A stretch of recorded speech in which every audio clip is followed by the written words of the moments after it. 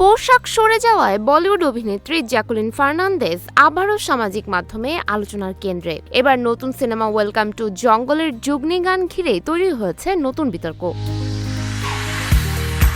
সম্প্রতি প্রকাশিত গানটিতে সঙ্গীত শিল্পী সোনু ঠুকরাল এবং বি প্রাকের সঙ্গে পারফর্ম করতে দেখা যায় জ্যাকুলিনকে। তবে গানের একটি মুহূর্তে তার পোশাক কিছুটা সরে যাওয়ায় ক্যামেরায় ধরা পড়ে একটি বিব্রতকর দৃশ্য। আর সেই অংশের ভিডিও ও স্ক্রিনশট সামাজিক যোগাযোগ মাধ্যমে ছড়িয়ে পড়তেই শুরু হয় ব্যাপক আলোচনা ও সমালোচনা।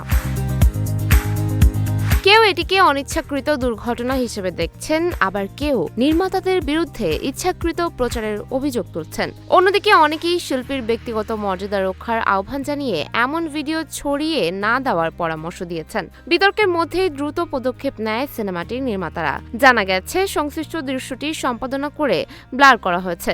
তবে এ বিষয়ে এখনো কোনো আনুষ্ঠানিক মন্তব্য করেনি জ্যাকুলিন ফার্নান্দেজ। উল্লেখ্য, গত কয়েক বছর ধরে নানা ব্যক্তিগত ও আইনি কারণে আলোচনায় রয়েছেন এই অভিনেত্রী। নতুন এই ঘটনায় সেই আলোচনাকে আরও তীব্র করেছে। সুমায়া হক তনি, নিউজ ফ্ল্যাশ 71।